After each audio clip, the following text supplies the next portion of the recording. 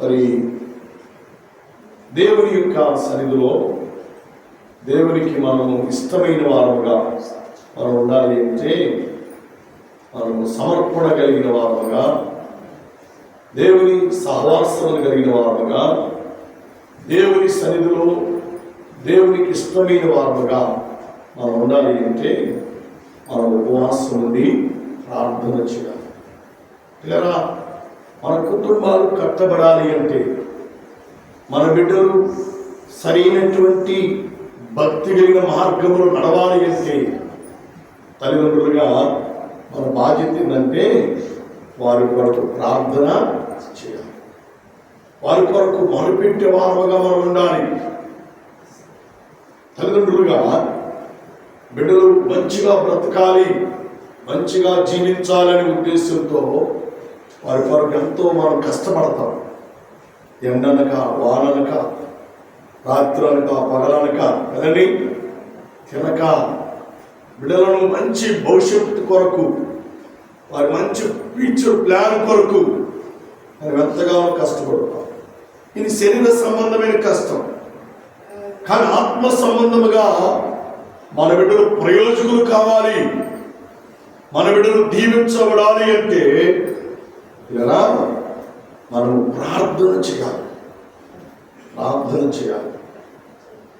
లోకానుసారంగా పిల్లలకు లోక సంపద, లోక ఆస్తులు ఎంత ప్రాముఖ్యమో ఆత్మ సంబంధముగా వారు బలపరచు నిమిత్తమై వారి ప్రార్థన అంత అవసరం.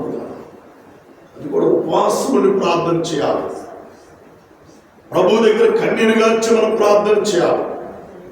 ప్రభు దగ్గర మనము విజ్ఞాపన చేసే వారముగా మనం ఉండాలి.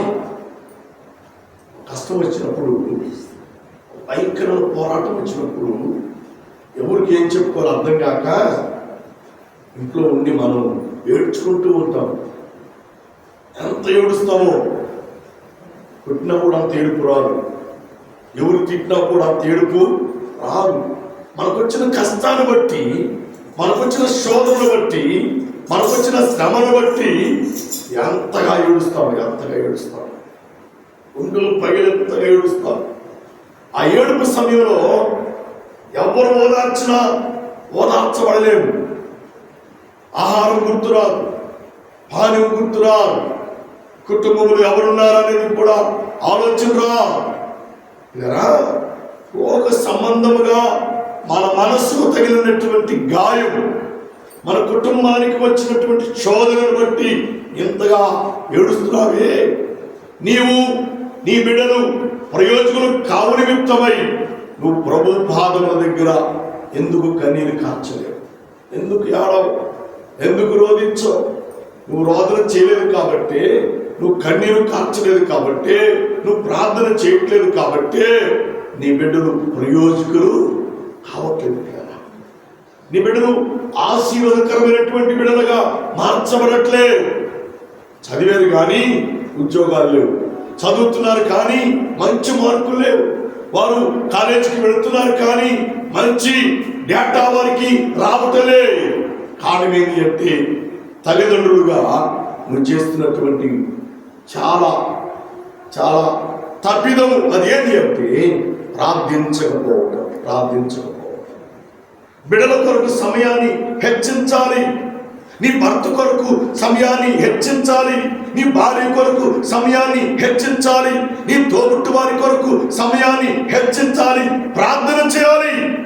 అప్పుడే నీ ప్రార్థన ద్వారా, నీ ఉపవాసముల ద్వారా, నీ కన్నీటి ప్రార్థన ద్వారా దేవుడు నీ జీవితంలో, నీ కుటుంబ జీవితంలో దేవుడు గొప్ప కార్యాలు జరిగించువాడై ఉంటాడు.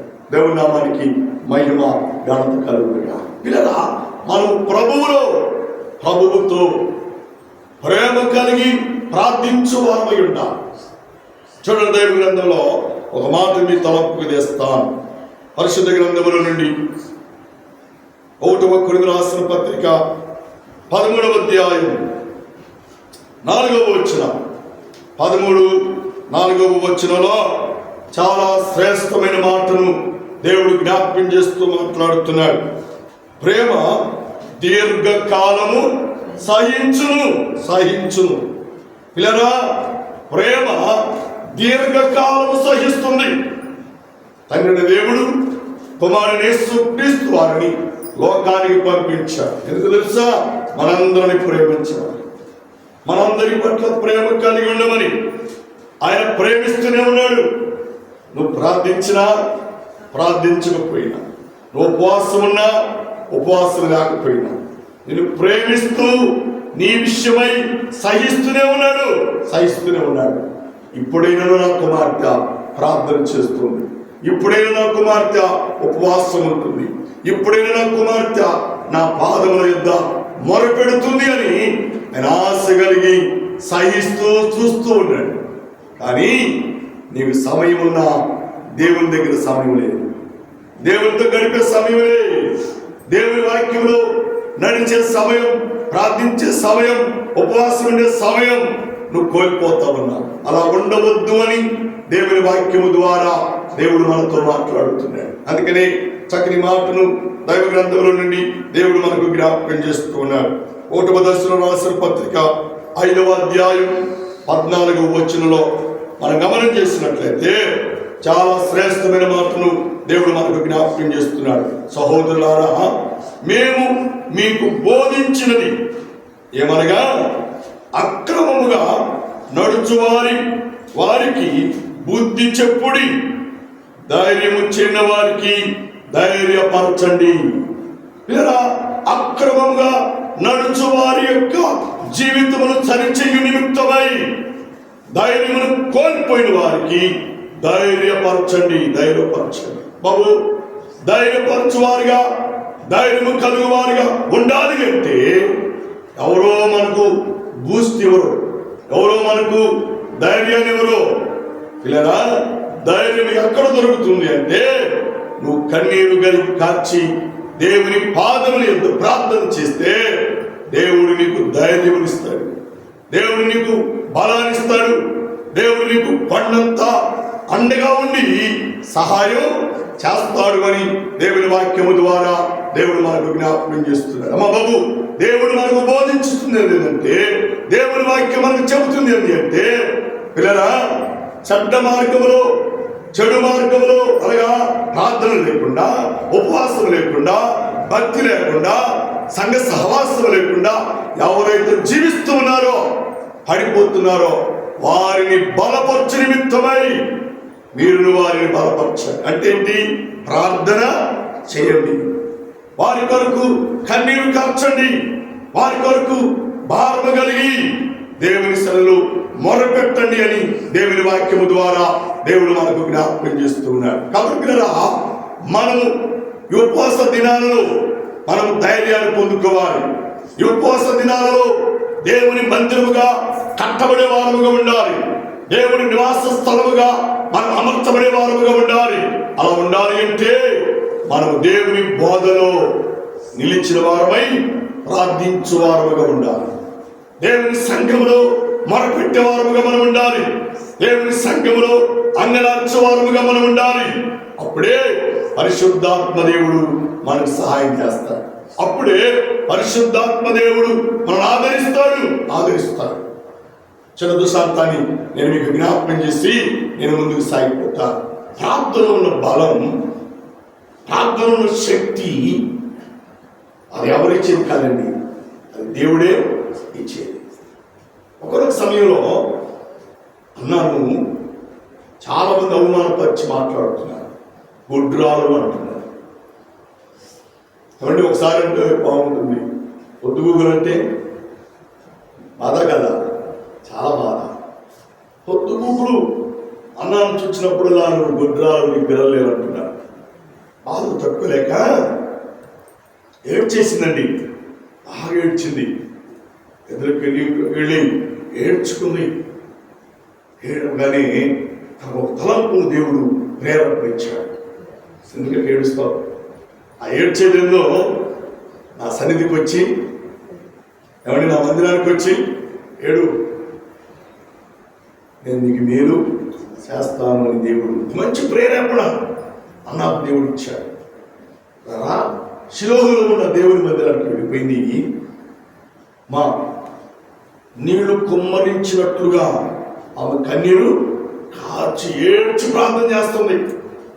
ప్రభువా, నేను నీ కుమార్తెను ప్రభువా, నేను అన్నపానం మానివేశాను, నాకు లోకం అక్కరలే, నువ్వు నాకు కావాలయ్యా, నా అవసరాన్ని నువ్వు తీర్చాలి ప్రభువా అని ఉపవాసం ఉండి దేవుని సన్నిధిలో భక్తురాలై ఏడ్చి ప్రార్థన చేస్తుందండి. అంతా మర్చిపోయింది, పొద్దుపోయింది, తెల్లారుతుంది, ఎలా రోధిస్తా ఉంది. ఇదంతా గమనించాడు ఆ మందిరం యొక్క యాజకుడు. ఏలీకి వచ్చి అంటున్నాడు, ఏమమ్మా భక్తురాలుగా ఉండి నిద్రపోతానికి వచ్చావు ఇక్కడికి? లే అంటుంది, నేను భక్తురాలను కాదు, నాకు నా దేవునికి తెలుసు అని. హల్లెలూయా! ఎంత మంచి మనసు అండి, ఎంత భారం కలిగి దేవుని దగ్గర మొరపెడతా ఉంది, భారం కలిగి దేవుని దగ్గర కన్నీరు కాస్తూ ఉంది.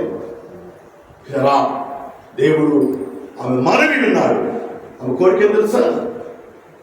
నాకు మగ బిడ్డనిస్తే కానీ, నువ్వు వాగ్దానం చేస్తే కానీ, నువ్వు నాకు ప్రమాణం చేస్తే కానీ, నీవు నాకు దర్శనం ద్వారా బయలుపరిస్తే కానీ ఈ స్థలాన్ని నేను విడిచిపెట్టను.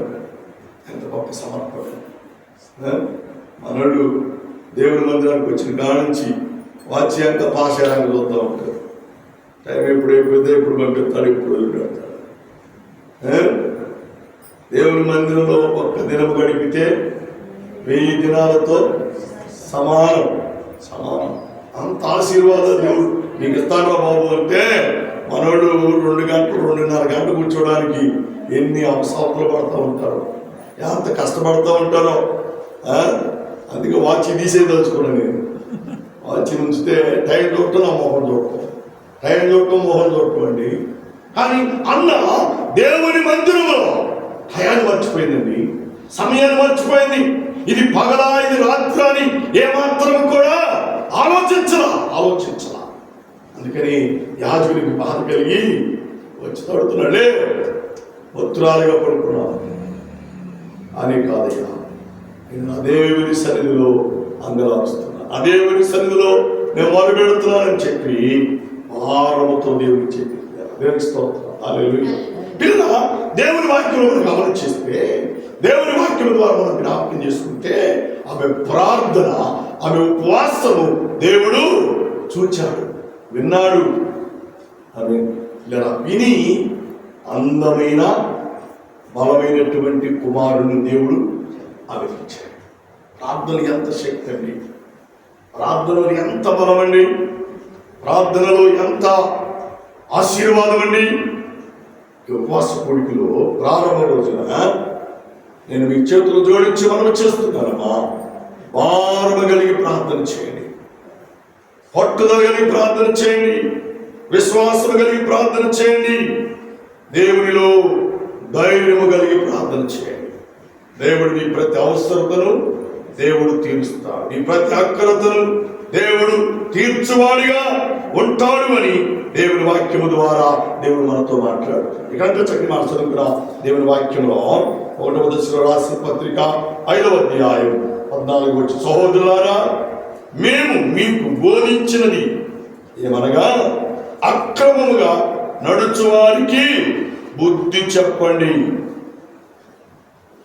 ధైర్యము చెందిన వారిని ధైర్యపరచుడి, ధైర్యము చెందిన వారిని ధైర్యపరచండి. దేవుడు మనకు ఒక అవకాశం దేవుడు మనకి ఇచ్చాడు. ధైర్యము చెందిన వారిని ధైర్యపరిచే అవకాశం ఎలాగంటే ప్రార్థన ద్వారా, అది ఎలాగంటే ఉపవాసము ద్వారా, అది ఎలాగంటే దేవుని సహవాసంలో, దేవుని మందిరములో మొరపెట్టడం ద్వారా అది సాధ్యమని దేవుని వాక్యము ద్వారా దేవుడు మనకు జ్ఞాపకం చేస్తున్నాడు. కాబట్టి మనల్ని మనం దేవునికి అర్పించుకున్నాం, మనల్ని మనం దేవునికి సమర్పణ చేసుకున్నాం. మా ఉపవాస దినాలు ప్రారంభం రోజున మనల్ని మనం దేవునికి అర్పించుకున్నాం.